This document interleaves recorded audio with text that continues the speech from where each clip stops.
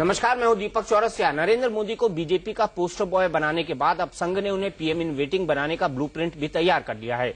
BJP नेताओं के साथ चुनावी चिंतन के बाद संघ ने साफ कर दिया है कि मोदी के नाम पर कोई उहापोह नहीं है। इस बयान का मतलब यही निकलता है कि संघ ने बीजेपी नेताओं को मोदी को लेकर दुविधा दूर कर दी है और अब तो बीजेपी ने संसदीय बोर्ड की बैठक जल्द बुलाने का ऐलान भी कर दिया है। तारीख अभी तय नहीं है, लेकिन ये तय है कि बैठक पितृपक्ष से पहले होगी।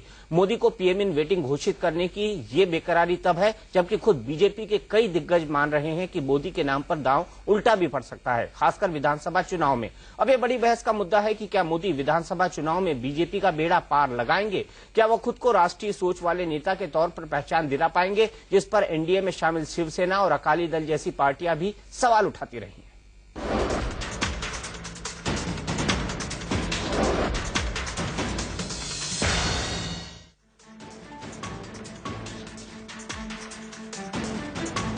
नरेंद्र मोदी को बीजेपी ने चुनावी पोस्टर बॉय से पीएम इन वेटिंग बनाने का ब्लूप्रिंट तैयार कर लिया है।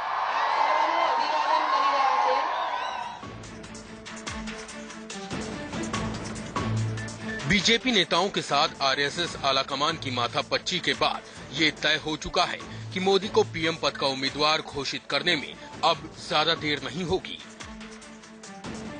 एक सवाल बार बार उठता है नरेंद्र मोदी को लेकर के, जो उहापोह की स्थिति बाहर नजर आती है। क्या इसमें कुछ निर्णय हुआ, ठोस नतीजे पर पहुंचे आप लोग? मैंने वही कहा, यह बैठक उसके लिए नहीं थी, इसकी चर्चा भी नहीं हुई और यहाँ कुछ एक्सप्लेन में उहापोह है वगैरह ऐसा लगा नहीं है, बाहर होगा। आरएसएस प्रवक्ता ने बीजेपी के साथ बैठक खत्म होने के बाद साफ किया कि इस बैठक में सिर्फ चर्चाएं होनी थी, फैसला नहीं। यह तो अंतर्गत व्यवस्थाएं थी, चर्चाएं थी। पार्टी के बारे में पार्टी का मत क्या है, विचार क्या है, स्ट्रेटेजी क्या है, तो पार्टी बताएगी। वो भी पार्टी बताएगी, ये तो पार्टी को दिए गए हैं, ये सबके लिए नहीं है। बीजेपी भी बहुत पहले से कहती आ रही है कि पीएम पद का दावेदार कौन होगा, ये फैसला पार्टी संसदीय बोर्ड में होगा। इसलिए संघ के साथ मीटिंग खत्म होते ही जब बीजेपी अध्यक्ष राजनाथ सिंह ने संसदीय बोर्ड की बैठक जल्द बुलाने की बात कही, तो साफ हो गया है कि मोदी के नाम पर मुहर लगाने का मुहूर्त करीब आ चुका है। सूत्रों का कहना है कि रविवार की देर रात तक मोदी के नाम पर रोड़े अटकाने वाले नेताओं से संघ की बातचीत चली। संघ के वरिष्ठ नेताओं ने मध्य प्रदेश के मुख्यमंत्री शिवराज सिंह चौहान से बात की, जो नहीं चाहते थे कि विधानसभा चुनाव से पहले मोदी का नाम आगे बढ़ाया जाए। सूत्रों का कहना है कि संघ के आगे शिवराज ने भी सरेंडर कर दिया। आडवाणी के साथ तो संघ प्रमुख मोहन भागवत की मंत्रणा पहले ही हो चुकी थी। सूत्रों के मुताबिक संघ हर हाल में पितृपक्ष शुरू होने से पहले मोदी के नाम पर मुहर लगवाना चाहता था और बीजेपी अब संघ की वही मुराद पूरी करने की तैयारी में जुटी है। लेकिन बड़ा सवाल ये है कि क्या मोदी मॉडल से विधानसभा और आम चुनाव में बीजेपी का बेड़ा पार होगा? ये सवाल बीजेपी के अंदर लालकृष्ण आडवाणी, शिवराज सिंह चौहान और सुषमा स्वराज जैसे नेता उठा चुके हैं कि कहीं मोदी के नाम पर कांग्रेस के पाले में वोटों का ध्रुवीकरण तेज न हो जाए। पार्टी के अंदर ही मोदी के नाम पर चल रही ये दुविधा दूर करने के लिए भी संघ के नेता सक्रिय हो गए हैं। सूत्रों के मुताबिक बीजेपी के साथ मीटिंग खत्म होते ही संघ प्रमुख मोहन भागवत और सह सर कार्यवाह मदन दास देवी ने आडवाणी के साथ करीब आधे घंटे तक बात की। मोदी के नाम पर बीजेपी को मनाने में संघ को जितनी मुश्किलें आई, उससे कहीं ज्यादा मुश्किल होगी मोदी की आगे की राह। मोदी के नाम पर शिवसेना आए दिन बीजेपी को परेशान करने वाली टिप्पणियां करती रही है और अब कच्छ के सिख किसानों से जमीन वापस लेने के मोदी सरकार के फैसले से शिरोमणि अकाली दल के साथ भी रिश्तों में थोड़ी तल्खी आई है। जानकार मानते हैं कि मोदी के नाम का ऐलान होते ही विरोधी सबसे पहले यही सवाल उठाएंगे कि क्या मोदी राष्ट्रीय सोच के नेता हैं? मोदी के अतीत कुरेदने का दौर भी तेज होगा, जिसकी काट खोजने के लिए भी संघ को ये जरूरी लगता है कि मोदी को जल्द से जल्द पीएम पद का उम्मीदवार घोषित कर दिया जाए। Yatendra Sharma, Delhi, India news. तो बड़ा सवाल, कांग्रेस हमेशा से कहती रही है कि मोदी एक राज्य स्तर के नेता हैं, एक राज्य के मुख्यमंत्री हैं, राहुल गांधी राष्ट्रीय नेता हैं। इस छवि को कैसे बदलेगी भारतीय जनता पार्टी, कैसे ले जाएगी देश की जनता के सामने? और दूसरा बड़ा सवाल कि क्या मोदी का अतीत उनका पीछा छोड़ पाएगा? इन्हीं तमाम सवालों पर बात करने के लिए हमारे साथ हैं राजीव रंजन जी, जनता दल यूनाइटेड के spokes person, Rakesh Sinha ji RSS के चिंतक हैं, साथ ही साथ हमारे साथ एडिटर प्रेम शुक्ला जी सामना के, सुरेश केसवानी जी सीनियर लीडर कांग्रेस के, अमिताभ सिन्हा भारतीय जनता पार्टी से जो कि हमारे साथ स्टूडियो में मौजूद है। सबसे पहले अमिताभ जी, ब्लूप्रिंट तैयार हो गया है? ये ब्लूप्रिंट आप लोग जो शब्द का प्रयोग मीडिया में कर रहे हैं, ये राजनीतिक क्षेत्र में मुझे लगता है कि एक बहुत ही अप्राकृतिक या अव्यवहारिक सा शब्द है। ब्लूप्रिंट यहाँ तैयार नहीं होता, यहाँ पर रणनीति बनती है, यहाँ व्यवस्थाएं बनती हैं। और इसीलिए अभी जो आप लोगों की चर्चा में मैं लगातार पिछले कई दिनों से सुन रहा हूँ, और मुझे ऐसा लगता है कि अभी ये बात कहने के लिए सबसे उपयुक्त समय है कि श्री नरेंद्र मोदी जी की प्रधानमंत्री पद के लिए उम्मीदवारी के लिए जितनी बेचैनी शायद भारतीय जनता पार्टी के कार्यकर्ता में नहीं है, उससे ज्यादा विरोधी खेमे में यानी कि कांग्रेस में, बाकी भारतीय जनता पार्टी के विरोधी दलों में और जो पत्रकार जगत में जो मित्र और आलोचक पत्रकार हैं उनके बीच में है। और इस ब्लूप्रिंट का मुझे ऐसा लगता है दीपक जी कि जो शब्द आपने प्रयोग किया उस ब्लूप्रिंट में यदि मैं उसको मान भी लूं तो ये अभी कयास लगाने की बात मुझे लगता है कि ये कब होगा।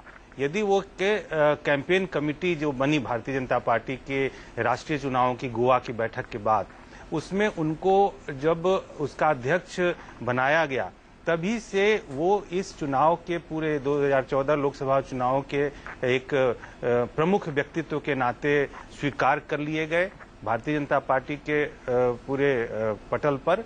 और ये जो उनकी आगे की कार्यवाही है, ये यदि होती है तो वो भारतीय जनता पार्टी के कार्यकर्ताओं या नेताओं की वजह से नहीं, देश की जनता के मान्यताओं और इच्छाओं के अनुरूप है। क्योंकि ये ऑलमोस्ट जिसको कहते हैं ना कि ये दीवारों पर लिखी हुई सी इबादत है, written on the wall type की स्थिति है। और इस समय देश जो है वो विकल्प चाहता है। इस कांग्रेस यूपीए की जो एक भ्रष्टतम सरकार है स्वतंत्रता के बाद की, और वो चाहता है कि अभी इस सरकार से छुटकारा मिले, तो विकल्प क्या हो? विकल्प हमेशा हम सगुण ब्रह्म की उपासना में ज्यादा भरोसा रखते हैं, क्योंकि आम व्यक्ति जो होता है वो ज्ञान मार्ग का नहीं भक्ति मार्ग का होता है। उसको एक चेहरा चाहिए, विकल्प चाहिए, और वो विकल्प भारतीय जनता पार्टी और उसके साथ उसका एक नेता कौन हो, इसमें एक थोड़ा सा समय है, समय आने दीजिए, जरूर इस पे फैसला मतलब आप कह रहे हैं कि मोदी नेता नहीं है?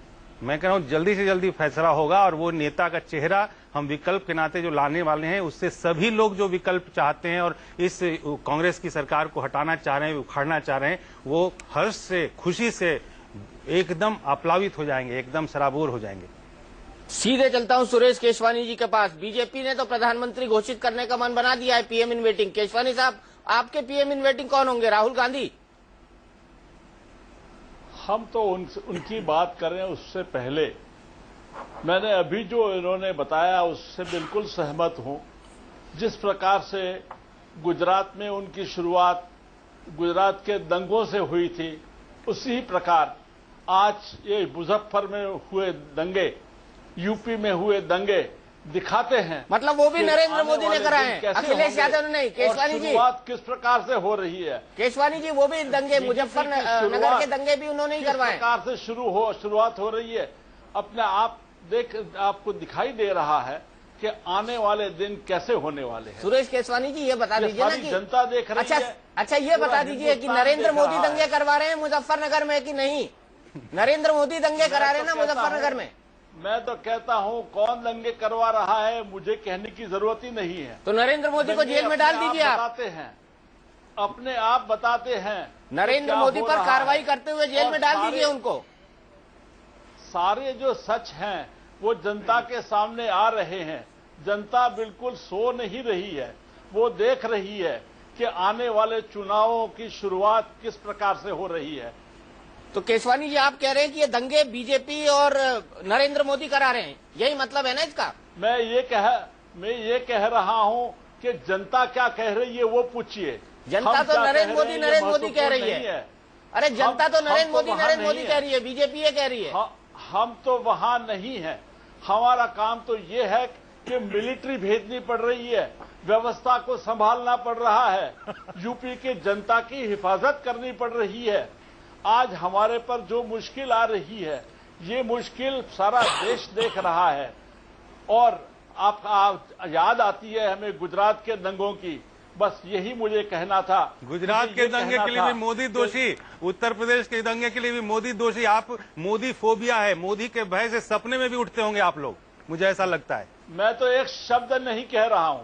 मैं तो आपने अभी तो कहा कि मोदी ने करवाए दंगे मुजफ्फरनगर में। किसी का नाम नहीं ले रहा हूं। अरे तो नाम ले लीजिए ना सुरेश केसवानी जी। देश की जनता के सामने सच बोलने में हर्ज क्या है? क्यों शर्मा रहे हैं? नाम लीजिए। क्यों शर्मा रहे हैं? आप इतना बड़ा आरोप लगा रहे हैं, खुल के बोलिए। जनता का दुख जो है वो व्यक्त कर रहा हूं। हमारे जो कांग्रेस वर्कर हैं आज एक एक के आंसू पोंछने में लगे हैं। माइनॉरिटीज इस देश का मुख्य धारा है।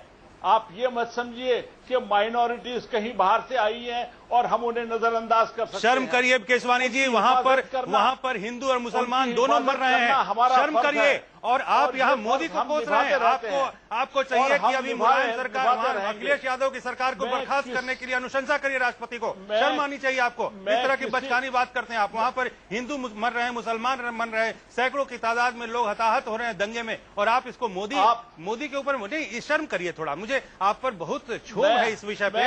आप लोग कांग्रेस और मुलायम सिंह की मिली भगत है यहाँ। मैं तो ये बात कर रहा हूँ कि जो सामने है, जो रोज रिपोर्ट आ रहे हैं। अरे सामने क्या है ये तो बता दीजिए केशवानी जी, ये तो बता दीजिए सामने है क्या?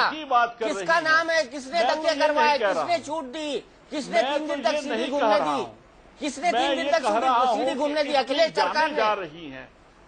लोगों की जान की हिफाजत करना ये हमारा फर्ज है। चुनाव तो होते रहेंगे, चुनाव होते रहेंगे, चुनाव तो करने ही हैं। क्यों नहीं? लेकिन धारा 356 का सदुपयोग कर डालिए। मैं भी यही कह रहा हूँ, बर्खास्त करिए अखिलेश सरकार को, अनुशंसा करिए। यदि बर्खास्त नहीं कर सकते तो मैं ये कहता हूँ कि हमको जो करना है वो तो करना ही क्या करेंगे? आपको तो डर है कि अभी वहाँ मुलायम सरकार की। मेरा काम ये नहीं है। मैं आपको परिस्थिति बयान करता हूँ। याद कराइए प्रेम शुक्ला जी। राहुल गांधी आपके माध्यम से सांसद है, हिंदुस्तान को बता रहा हूँ।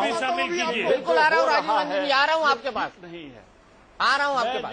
ये जो हो रहा है जी, मैं अमेठी की बात बताता हूँ आपको। अमेठी की बताइए प्रेम शुक्ला जी, बताइए अमेठी की बात। मुजफ्फरपुर की बात तो पूरी कर लीजिए। अमेठी में वहाँ पर किसने क्या किया है? मुबारकपुर नाम का गांव है। मुजफ्फरपुर नहीं, मुजफ्फरनगर। 31 अगस्त को मैं तो वहाँ 2 नहीं रहा दलितों की हत्या मैं तो कौम विशेष के लोगों ने कर दी।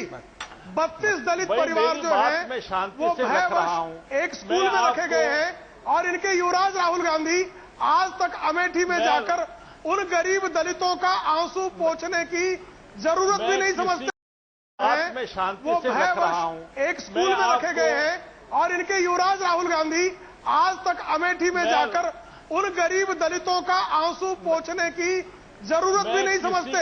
ये क्या है? आप क्या अमेठी में दलितों की हत्या का जस्टिफाई करना चाह रहे हैं क्या? तोहमत नहीं दे रहा। सुरेश केसवानी जी, हम भी अपशब्द नहीं कह रहे हैं, सिर्फ आपसे सवाल पूछ रहे हैं। सुरेश केसवानी जी, आपसे सिर्फ सवाल पूछ रहे हैं कि अगर गुजरात में दंगों के लिए नहीं, चिल्ला भी नहीं रहे साहब, अगर गुजरात के दंगों के लिए नरेंद्र मोदी जी दोषी हैं और उनको उसके लिए जो है प्रधानमंत्री नहीं बनना चाहिए, अमेठी में अभी दंगे चल रहे हैं, 32 परिवार, आज मैं जब कह रहा हूं तब भी 32 परिवार भयवश दलित मुबारकपुर में जा नहीं पा रहे अमेठी सीट में, उसके लिए आपके पास क्या जवाब है?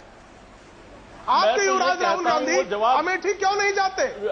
दंगा पीड़ित दलितों के आंसू क्यों नहीं पहुंचते? आपकी कांग्रेस अखिलेश सिंह यादव सरकार को क्यों नहीं घेरती? आप अखिलेश सिंह यादव का नाम लेने से क्यों शर्मा रहे हैं? क्या अरे प्रेम शुक्ला जी, कांग्रेस को बिल पास कराने मुलायम के साथ इतना जो है मोदी प्रेम शुक्ला जी, कांग्रेस को बिल पास कराने मुलायम के साथ जनता दल यूनाइटेड पे डोरे डालने हैं, तो कांग्रेस कैसे करेगी वो सब? इसीलिए मैं जनता दल यूनाइटेड के पास चलता हूँ। राजीव रंजन जी, सेकुलरिज्म गिरवी रख दिया है तो क्यों दुहाई दे रहे हैं? जी राजीव रंजन जी, बड़ा सवाल यहाँ पे, आपको भी लगता है कि दंगों के पीछे मोदी का हाथ है? जी आपको भी यही लगता होगा। गवर्नर, मैं ये कुछ नहीं कह रहा हूं, ये आप कह रहे हैं। निश्चित तौर पर उत्तर प्रदेश में अमित शाह के भेजे जाने के बाद वहां सांप्रदायिक हिंसा में बढ़ोतरी हुई है। अमित शाह सांप्रदायिक हिंसा करा रहे हैं, वो तो मुजफ्फरनगर गए भी नहीं अभी तक। भेजे जाने के बाद हुए। अरे राजीव रंजन जी सुनिए ना, वो तो आज तक मुजफ्फरनगर गए भी नहीं। गया नहीं गया हुआ ये क्यों नहीं कहते? उनके सामने दीपक जी रखी हुई है। बिहार में, नवादा में, बेतिया में, उत्तर प्रदेश के कई इलाकों में भारतीय जनता पार्टी चुनाव के पहले जो उनके मंसूबे हैं ध्रुवीकरण के जरिए वोट की राजनीति करने की जो एक उनकी आदत रही है, वो इस बार फिर से केसवानी जी आपका नंबर आएगा अभी, और इस बार फिर से वही कर रहे हैं जो वो अब तक करते रहे हैं। बहुत बढ़िया। अच्छा देखिए दीपक जी, सबसे पहली बात है कि आपके पैनल में शिवसेना के नेता भी हैं और भारतीय जनता पार्टी के भी नेता हैं। बिल्कुल बिल्कुल। और ये एक साथ जब सब बोलते हैं तो बात पब्लिक में क्या जाएगी, मैं नहीं समझ पा रहा हूँ। नहीं, आप अकेले बोल रहे हैं अभी, कोई आपको इंटरवीन नहीं कर रहा है, मैं कर रहा हूँ। जनता पार्टी की जो भूमिका है, भारतीय जनता पार्टी की जो भूमिका है, वो निश्चित तौर पर कहीं न कहीं सर्वानुमति के बजाय ध्रुवीकरण के जरिए वो वोट की राजनीति करते रहे हैं। गुजरात एक प्रयोग स्थली है। 17 साल से नहीं याद आया आपको? आप वो भारतीय जनता पार्टी राजीव रंजन जी 17 साल से नहीं याद आया आपको? वहाँ वो 17 साल से नहीं याद आया? आप करेंगे? 17 साल से नहीं याद आया? दीपक चौरसिया जी, 17 साल से नहीं याद आया? गुजरात को लेकर के बार बार हमने आपके स्टूडियो में भी कहा है कि नरेंद्र मोदी के कार्यशैली के खिलाफ गुजरात में हम लगातार चुनाव लड़ते रहे, और लगातार नरेंद्र मोदी को बिहार में अगर नहीं आने का मौका मिल पाया तो कहीं न कहीं हमने ये बिहार में नरेंद्र मोदी की राजनीति नहीं चल सकती है। हम ध्रुवीकरण में विश्वास नहीं करते हैं, हम सर्वानुमति में विश्वास करते हैं। राजीव जी, यहाँ बिहार में बांटने की कोशिश करने मैं प्रश्न अभी आना भी मैं याद दिला देता हूँ, मैं याद दिला देता हूँ। इसीलिए गुजरात में जाकर नीतीश कुमार ये बोलकर आए थे कि कितना बढ़िया काम कर रहे हैं नरेंद्र मोदी, इसीलिए तो बोल के आए थे। और कह रहे हैं वो गठबंधन की राजनीति और शिष्टाचार के कारण बोला। गलत बोल रहा हूँ, आप बोले तो मैं क्लिपिंग चलाता हूँ अभी। मैं कुछ और पूछना चाहता हूँ। आप बोले तो मैं क्लिपिंग चलाता हूँ अभी। भाई क्लिपिंग निकलवाओ, मंत्री का क्लिपिंग निकलवाओ। राजीव रंजन जी को सुनानी है। आपको याद दिला देता हूं, अमिताभ जी सवाल पूछिए। सरकार के मंत्री राजीव जी, मैं एक बात पूछ, तत्कालीन मंत्री का औपचारिक भाषण था, और किसी भी राज्य में अगर कोई जाए तो निश्चित तौर पर राज्य सरकार के मुखिया की सराहना औपचारिकता होती है। अरे राजीव रंजन जी, तब तक गुजरात के दंगे हो चुके थे, तरीके पर देखेंगे तब तक गुजरात के दंगे हो चुके थे, चुनाव लड़े 2007 में भी तब तक गुजरात के दंगे हो चुके थे। राजीव जी जब वो तारीफ कर रहे थे तब तक गुजरात के दंगे हो चुके थे, पता है ना आपको? मैं वही कह रहा हूँ कि वो तो औपचारिकता नहीं निभाते, नहीं जाते उस कार्यक्रम में। बात करने दीजिए। तब तो उनको कुर्सी पर बड़ा अच्छा लग रहा था। नीतीश कुमार जी, तो नीतीश कुमार को रेल मंत्री की कुर्सी भा रही थी। नीतीश कुमार जी वहाँ भारत सरकार, अगर लगातार आप सवाल पूछेंगे तो मैं नहीं जवाब दे पाऊंगा। नीतीश कुमार जी भारत सरकार के बतौर मंत्री, तत्कालीन मंत्री के तौर पर वहां गए थे, और राज्य सरकार के किसी सार्वजनिक समारोह में यह औपचारिकता का निर्वहन था। इसमें कहीं कोई सर्टिफिकेट देने का सवाल नहीं था। अगर हमने अपनी कार्यशैली से अपना विरोध दर्ज कराया तो वहां के चुनाव में, हर चुनाव में हम उनके खिलाफ उम्मीदवार लड़ाए। हमारे राष्ट्रीय नेता वहां चुनाव प्रचार में गए, और अब चाहे चुनाव परिणाम जो भी हो। अच्छा, लेकिन गुजरात में जो अब मुझे एक चीज बोलने दीजिए राजीव जी, आप धारा प्रवाह बोलते हैं, एक प्रश्न है, उस प्रश्न का उत्तर दीजिए। खिलाफ लगातार हम आप एक प्रश्न का उत्तर दीजिए। अभी आपने एक बयान दिया कि बिहार में ध्रुवीकरण की कोशिश भारतीय जनता पार्टी ने की। अभी आपने बयान दिया है, अभी 2 मिनट पहले, यानी बिहार में भी जो यूनिट, बोलिए ना, अभी पूरी बात तो बोलिए। अभी जो आपने बयान दिया, इसका मतलब भारतीय जनता पार्टी का जो बिहार प्रदेश की इकाई है वो भी उसी नक्शे कदम पर चलती रही जिस नक्शे कदम पर तथाकथित रूप से आप ये आरोप लगा रहे हैं कि श्री नरेंद्र मोदी जी चले। तो भी आप यदि नरेंद्र मोदी के खिलाफत की आपने बात समझ में आती है, लेकिन आपने सत्ता का सुख तो लूटा भारतीय जनता पार्टी के उसी बिहार इकाई के साथ, और बिहार इकाई की जब आप अलग हो गए, तलाक हो गया, तो अब आप गाली गलौज पे उतारू हैं। अरे थोड़ा शिष्टाचार सीखिए। आपने अभी बहुत अच्छा सा अभी साथ निभाया है कई सालों तक। अरे आप चुप रहिए ना, आप तो मैं जब आप एक आदत से परेशान हैं। आप नहीं, आप क्या लगता है कि हम आपके छात्र हैं क्या? हम लोगों को नसीहत आप देते हैं? अरे बिहार में आपको धैर्य नहीं है। मैं जब बोल रहा हूँ तो इजाजत लेके बोल रहा हूँ। कुमार की अगुवाई में काम करते रहे। आपके पास धैर्य नहीं है सुनने आपका का। सवाल पूरा हुआ?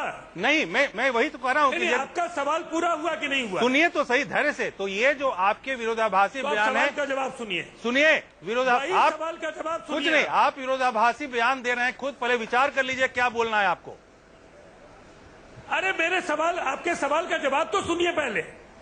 आप लगातार बोलते हैं, पहले सवाल का जवाब तो सुनिए। बोलते आप हैं, खैर बोलिए। मैंने क्या कहा? आपकी स्थानीय इकाई भी नरेंद्र मोदी को बिहार में आने देने के पक्ष में नहीं थी।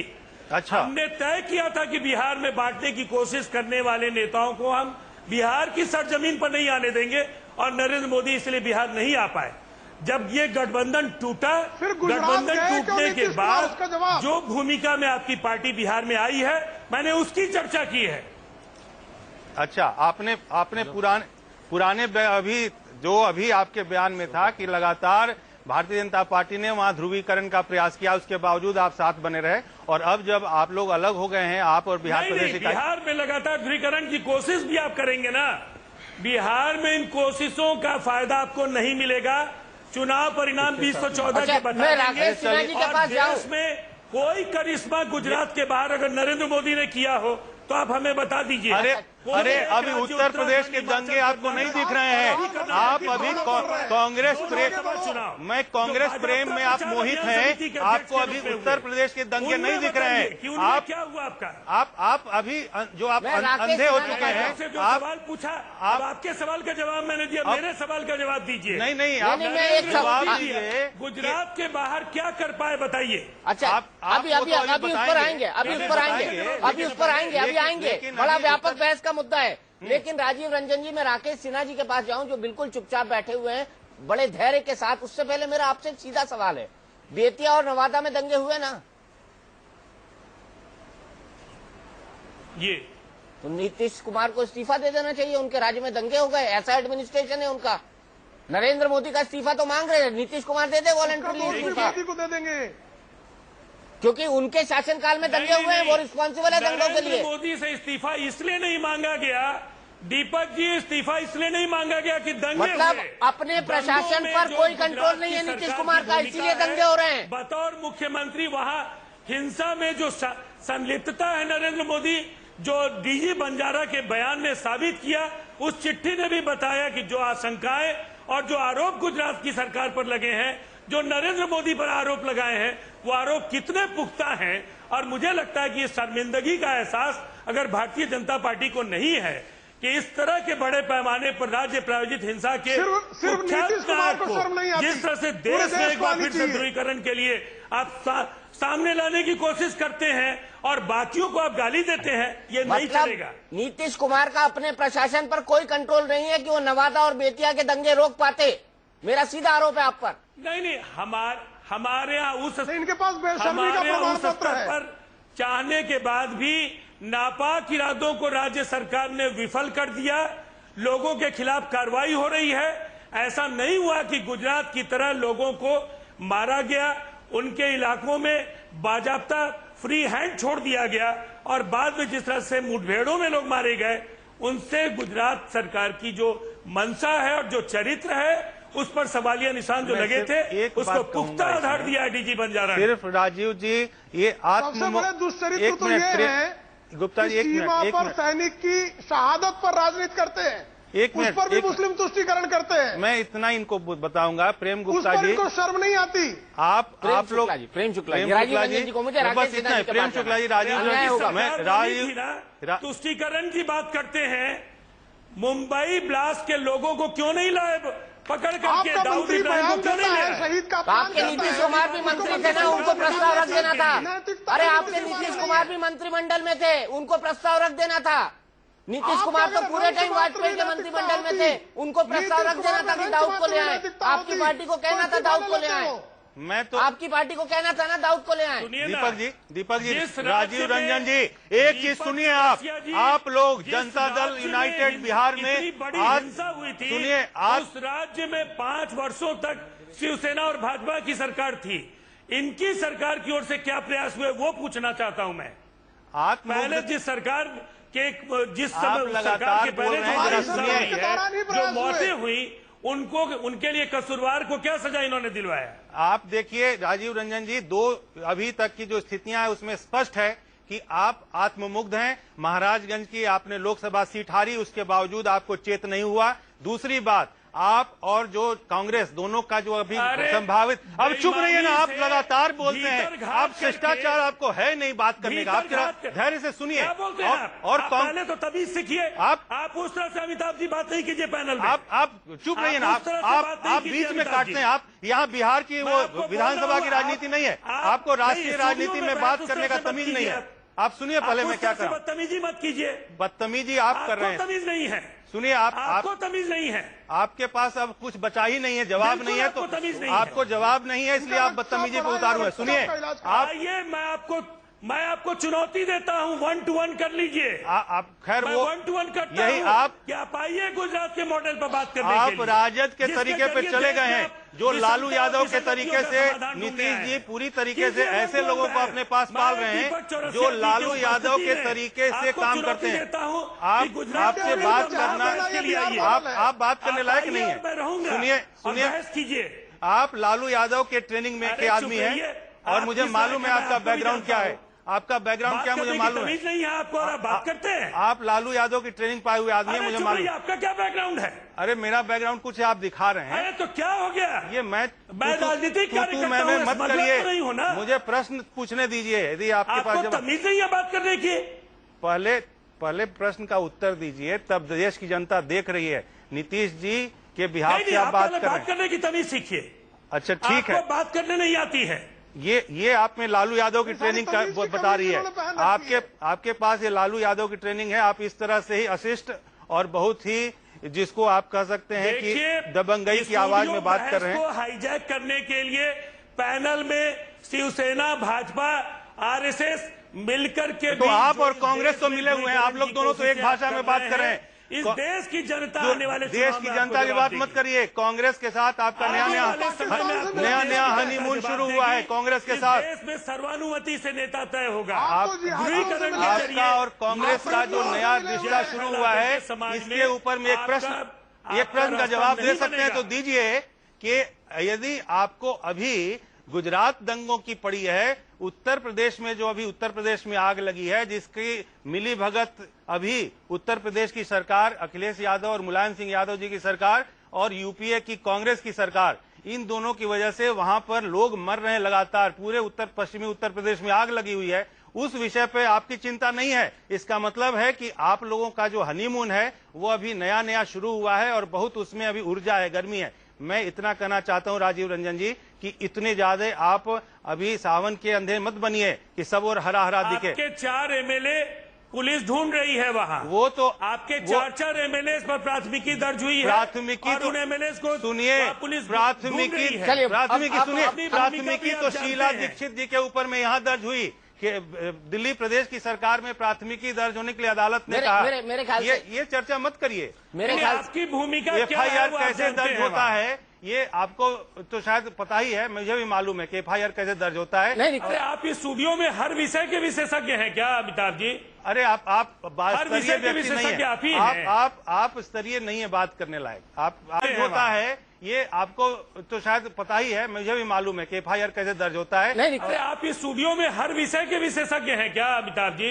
अरे आप स्तरीय व्यक्ति नहीं है, आप स्तरीय नहीं है बात करने लायक। आप चलिए मैं बहस को आगे बढ़ाता हूँ। हम बहुत ज्यादा व्यक्तिगत हो रहे हैं, उसको होने की जरूरत नहीं है। किसी लायक नहीं समझ रहा हूँ, आप मुझे स्तरीय नहीं समझ रहे हैं, मैं आपको निम्न स्तरीय समझ रहा हूँ। अरे हमको इतना व्यक्तिगत जाने की जरूरत नहीं। मैं आप सबसे रिक्वेस्ट करूंगा, आप नेशनल पार्टीज को रिप्रेजेंट करते हैं। सुरेश केसवानी जी, मेरा सवाल, नरेंद्र मोदी तो बीजेपी के हो गए, कांग्रेस के क्या राहुल गांधी होंगे? मैं आपको ये सवाल, हमारी पार्टी की आप व्यवस्था समझ लीजिए। हमारी एक पार्लियामेंट्री डेमोक्रेसी है। पार्लियामेंट में चुन के आए हुए मेंबर्स तय करते हैं कौन उसका नेता है।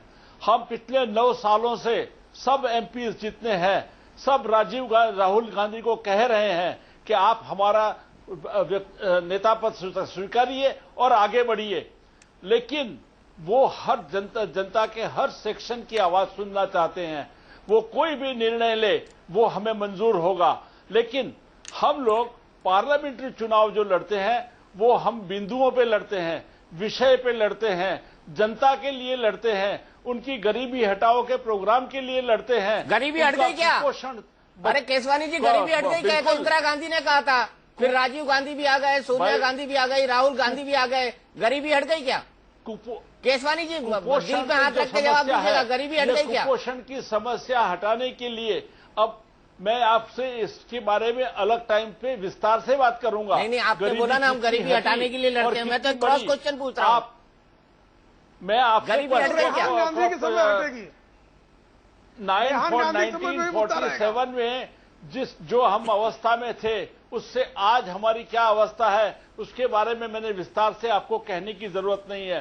33 करोड़ लोगों को खाने को नहीं था तो PL 480 में हमको बाहर से खाना मंगाना पड़ता था। हरित क्रांति के बाद आज हमारे 13 प्लान खत्म हो चुके हैं। ये 12 प्लान खत्म हुए, 13वां शुरू हुआ है। अरे आप तो ये बताइए, गरीबी हट गई क्या?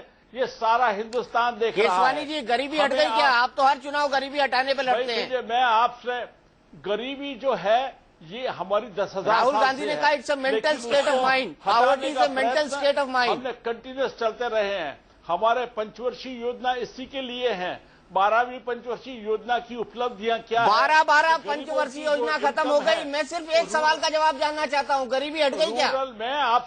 मैं आपसे एक सवाल करता हूं, आप मुझे 10 सवाल क्या करते हैं? मुझे ये बताइए कि 12वीं जो पंचवर्षीय योजना हुई उसमें रूरल इनकम्स बढ़ी या नहीं, लोगों के पास ज्यादा पैसा आया या नहीं? अच्छा ये बताइए, महंगाई बढ़ी कि नहीं? अगर पैसा आया तो महंगाई भी बढ़ गई। 10 रुपए की चीज 100 रुपए में मिलने लग गई। केशवानी जी, अरे फिर फूड बिल क्यों लाना पड़ रहा है? पास पैसा आया है, वो अगर कुछ ले रहे हैं। अच्छा ठीक है, तो सस्ता अनाज क्यों दे रहे हैं फिर आप? गरीबों के पास पैसा आ गया है तो सस्ता अनाज क्यों दे रहे हैं? गरीबों के पास सस्ता अनाज इसलिए दे रहे हैं कि कुपोषण हमें हटाना है इस देश से। हमें जो हमारी, अरे गरीबों के पास पैसा आ गया है तो कुपोषण तो अपने आप हट जाएगा। जो हमारा कैपिटल, पिज्जा हट और मैकडोनल्ड पे खाएंगे ना वो। ह्यूमन कैपिटल में हमको निवेश करना ही है। इस देश की सबसे पहला जो हक बनता है वो गरीबों का हक बनता है और उसके लिए हम लड़ेंगे। हमारा एक विस्तार से प्लान है, ये प्लान लेके हम जा रहे हैं। हम उन बिंदुओं के ऊपर इलेक्शन लड़ रहे हैं। मैं एक प्रश्न पूछूं, नहीं लड़ रहे जी? पूछे केशवानी जी, मैं आपसे एक प्रश्न पूछ रहा हूं। जो आपने इतने शब्दालंकारों का प्रयोग किया, गरीबी जो है वो घट रही है, सबों की भलाई हो रही है। अब यदि मैं पूछूं आपसे कि आंकड़ों में जो पिछले 2004 से ही, मैं आप 1947 की बात ना करें, 2004 में जब आपको एनडीए से सत्ता मिली थी आपके यूपीए और कांग्रेस के हाथों में, उस समय देश में उत्पादकता की दर, जीडीपी का क्या रेट था और उस वक्त महंगाई बढ़ने का यानी इन्फ्लेशन का रेट क्या था? यदि आपको यह ध्यान हो जाएगा तो आपको समझ आएगा उलट गई है। महंगाई जो है वो 2 अंकों में चली गई है। लगभग 10% पे महंगाई की बढ़ने की दर हो गई है और जो उत्पादकता जो पहले 10% थी वो महंगाई के 4% पे आ गई है। इस तरह से यदि आप देश का कल्याण करने पे उतारू हैं तो माफ करिए, इस बार देश की जनता ने तय कर रखा है ताकि आप कितने भी अपने गोद में खेलने वाले क्षेत्रीय दल ले आए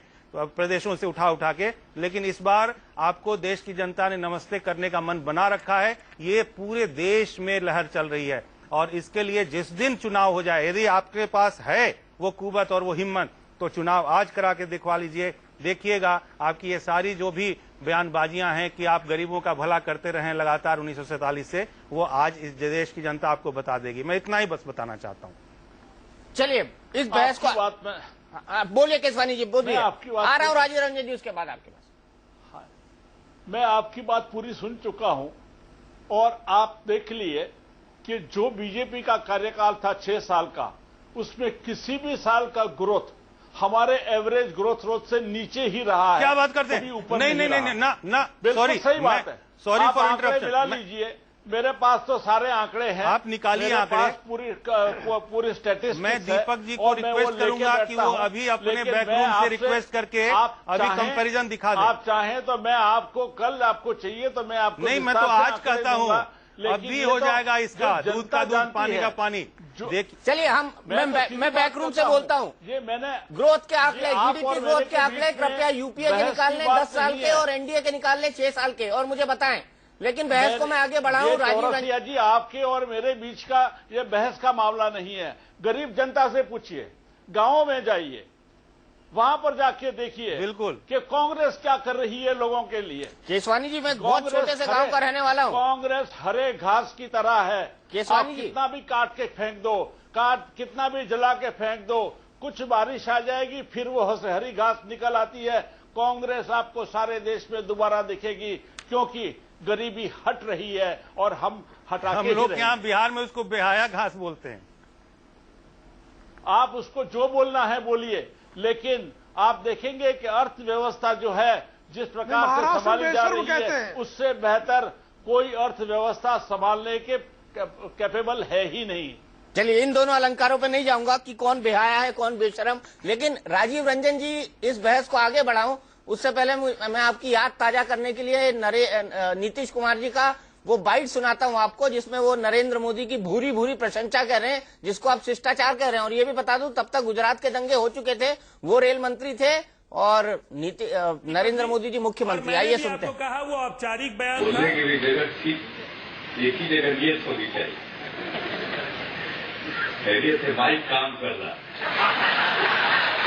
इसके लिए नरेंद्र भाई की मदद लेनी पड़ती है। वैसे मुझको पूरी उम्मीद है बहुत दिन गुजरात के दायरे में सिमट कर नरेंद्र भाई नहीं रहेंगे, देश को इनकी सेवाएं मिलेंगी।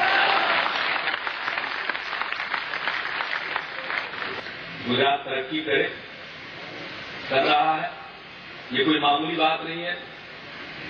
इस इलाके में मुझको कृषि मंत्री के रूप में भी आने का मौका मिला था जब यहां भूकंप हुआ, और उन दिनों कृषि मंत्रालय के साथ ही भारत सरकार का डिजास्टर मैनेजमेंट जुड़ा रहा।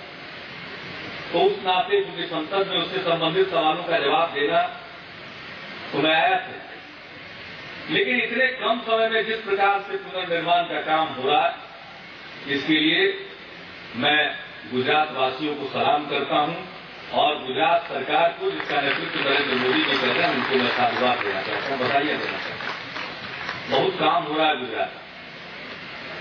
अब गुजरात की बाहर एक अलग छवि, खास करके नरेंद्र भाई मोदी जी की एक अलग छवि प्रचारित की जाती है, लेकिन मैं नहीं जानता उनसे इनका कोई नुकसान नहीं होता है इससे।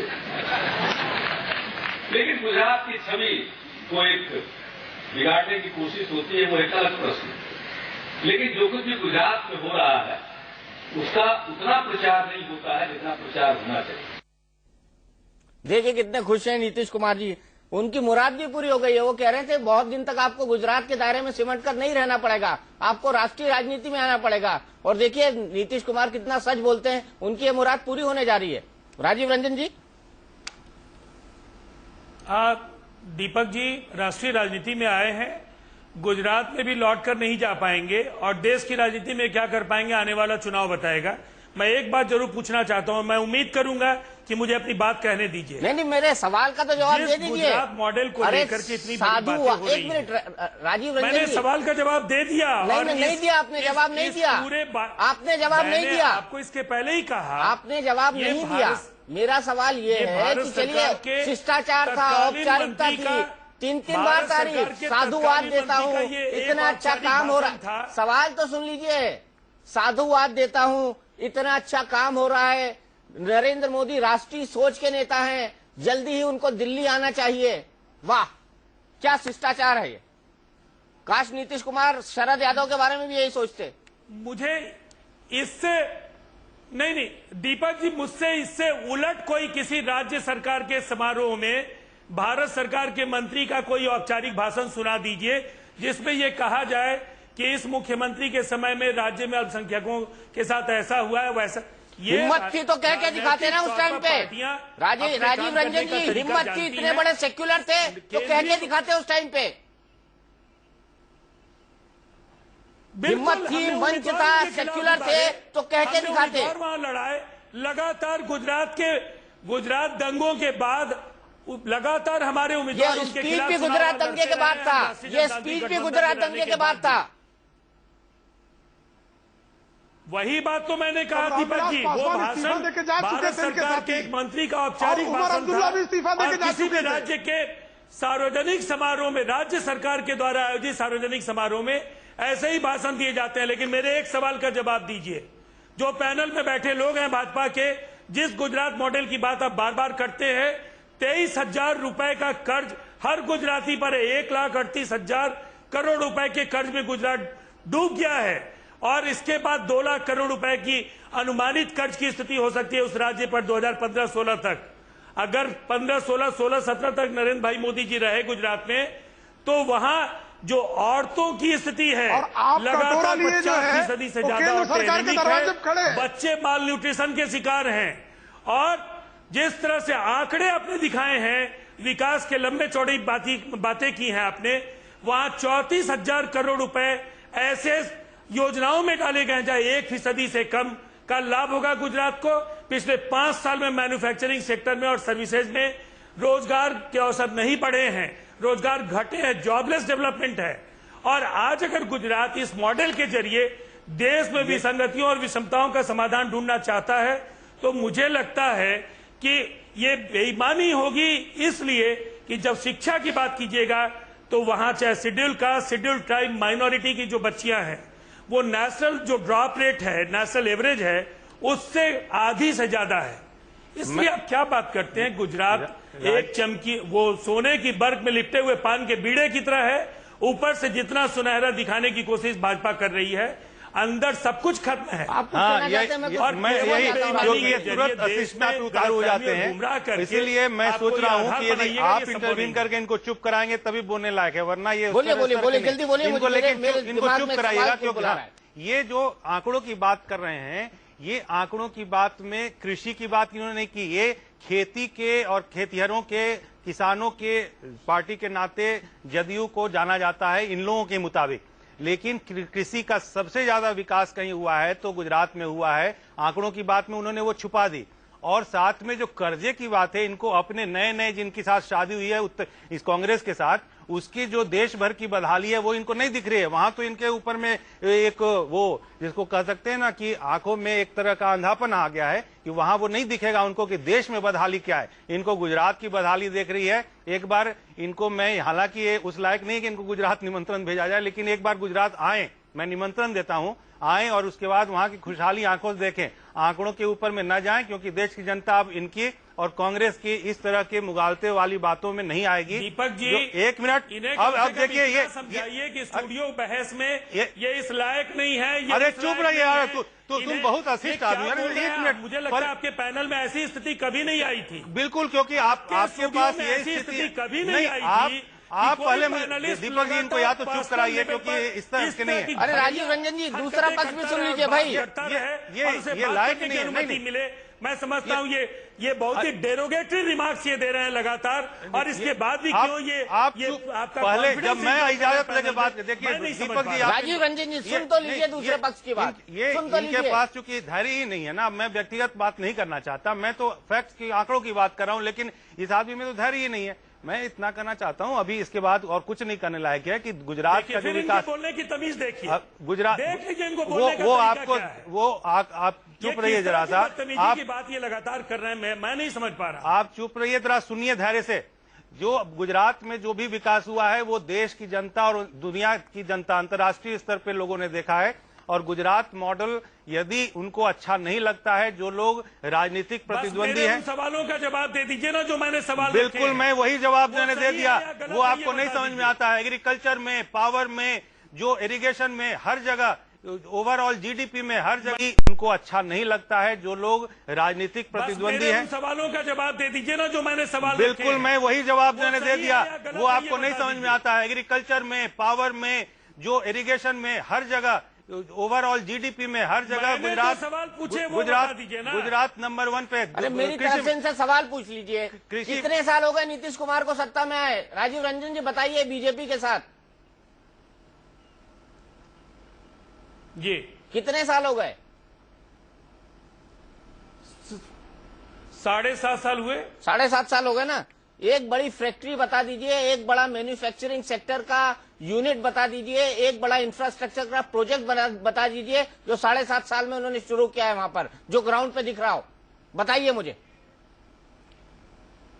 देखिए, मैंने उस मॉडल की चर्चा की। नहीं, मैं तो आपसे सीधा सवाल पूछ रहा हूँ। तमाम विषमताओं का ये समाधान इनके पास है। अरे भाई राजीव रंजन जी, मैं तो सीधा सवाल पूछ रहा हूँ, सीधा जवाब दीजिए ना। पॉइंटेड आंसर नहीं देंगे। इंडस्ट्रियलाइजेशन को लेकर के अगर हमने स्पेशल कैटेगरी स्टेट की बात की तो निश्चित तौर पर दीपक चौरसिया जी, हम लोगों ने ये कहा कि फ्रेट इक्वलाइजेशन 60 साल पहले जिसके नीतियों का शिकार बिहार में हुआ और भाड़ा समानीकरण ने, अरे मैं तो सर ये भाषण है सर, इकोनॉमिक भाषण नहीं आता राजीव रंजन जी। मैं तो पॉलिटिकल सवाल पूछता हूँ।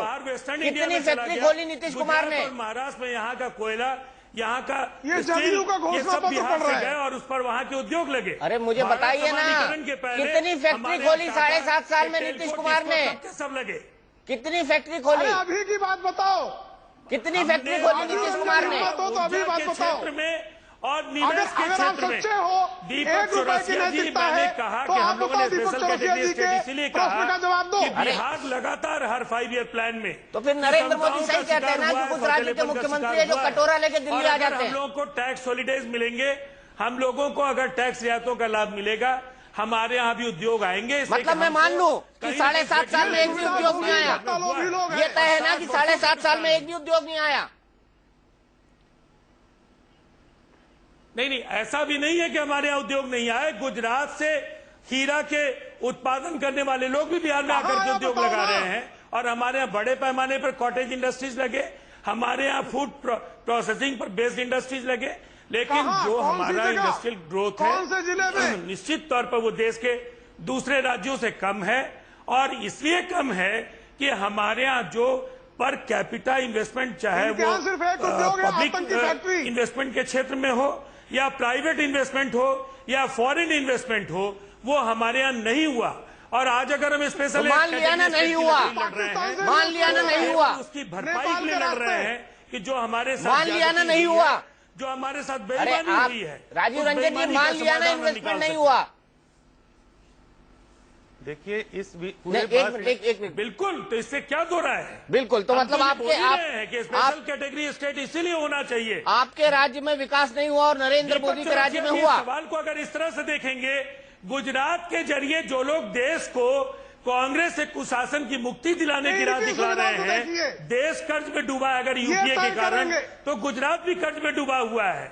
देश में अगर मॉल न्यूट्रिशन है तो उससे ज्यादा मॉल न्यूट्रिशन गुजरात के बच्चों में है। चिंता मत करिए, अभी बहुत दिन दूर नहीं है जब बिहार की जनता आपको सबक सिखाएगी इस तरह से बयान देने के लिए कि जो लोग एक आखिरी सवाल राजीव रंजन जी, एक आखिरी सवाल करते हैं वो झूठ और फरेब का साथ ले रहे हैं। एक आखिरी सवाल, नीतीश कुमार का जो भाषण था, जो हमने आपको अभी अभी सुनाया, चाहे तो फिर से सुना सकता हूं, उसमें नीतीश कुमार ने कहा, बाकी सब शिष्टाचार वश कहा, मुख्यमंत्री की तारीफ की, बहुत बढ़िया बात है। उन्होंने एक बात कही, उन्होंने कहा कि गुजरात की गलत छवि बाहर पेश की जाती है। तो नीतीश कुमार ये जानते हैं कि नरेंद्र मोदी और गुजरात की गलत छवि पेश की जा रही थी। आपको सुनाऊं फिर से लाइन, ये लाइन भी शिष्टाचार में बोलनी जरूरी थी। बिल्कुल, ये पूरी तरह से एक औपचारिक और शिष्टाचार भाषण है और नीतीश कुमार जी ने अगर कहा है नरेंद्र मोदी की तारीफ में कोई शब्द, अभी जदयू के पास एक ऐसी स्थिति हो गई है, प्रोटोकॉल का हिस्सा है, एक ऐसी स्थिति हो गई है, वो साफ सुंदर की स्थिति है। अब न निगलते बन रहा है न उगलते बन रहा है। दंगे के बाद इसका इनको हमारी भूमिका अगर देखेंगे, गलत निर्णय का इनको खमियाजा भुगतना पड़ेगा 2014 में। और आपकी ये जो सांप छुछुंदर की स्थिति बनी है, ये 2014 में आपको इसका नतीजा भुगतना पड़ेगा जदयू को। मैं नीतीश जी को ये आगाह करना चाहता हूं कि अभी भी मौका है, अपनी गलती सुधार लीजिए। 2014 में कहीं के नहीं रहेंगे, क्योंकि देश की जनता ही नहीं, बिहार की जनता भी ये मन बना चुकी है कि जो भी कांग्रेस के साथ जाएगा वो आज खलनायक होगा। और इसीलिए यदि आप लोग ये नब्ज नहीं पहचान रहे हैं तो ये दुर्भाग्य की स्थिति है, क्योंकि बिहार की जनता ने बड़ी आशा से नीतीश जी को अपना नेता चुना था कि वो देश को और बिहार को एक सही नेतृत्व देंगे। लेकिन यदि इस तरह की सांप्रदायिक तुष्टीकरण की नीति की वजह से वो एक किसी पार्टी के गोद में जाएंगे, वो भी कांग्रेस की गोद में जाएंगे, तो उसका अभी 2014 में उनका बहुत बुरी तरह खमियाजा भुगतना पड़ेगा। ये मैं नीतीश जी को आज कहना चाहता हूँ। कांग्रेस में नहीं जा रहे हैं। अरे आप देखिए, आप जो बोल रहे हैं वो देश की जनता देख रही है कि आप अब कांग्रेस की भाषा बोलने लगे हैं। आप लगातार तेज आवाज में बात करेंगे, कांग्रेस की भाषा आप बोल रहे हैं, आप कांग्रेस की भाषा बोल रहे हैं और कांग्रेस की भाषा बोल रहे हैं, आपको दंडित किया जाएगा, बिहार की जनता दंडित करेगी। सब लोगों को यही रोकना होगा। मेरा वक्त खत्म हो गया है। राजीव रंजन जी, प्रेम शुक्ला जी, साथ ही साथ सुरेश केशवानी जी और अमिताभ सिन्हा जी, आप सबका जुड़ने के लिए बहुत बहुत शुक्रिया। देश की जनता को और भी कुछ तय करना है। ये भी तय करना है कि क्या नीतीश और बीजेपी का गठबंधन सही था और क्या नीतीश ने बीजेपी का इस्तेमाल किया। ये भी तय करना होगा कि 2014 में वाकई वो किसे गद्दी पर देखना चाहते हैं। इंडिया न्यूज पर खबरों का सिलसिला लगातार जारी है।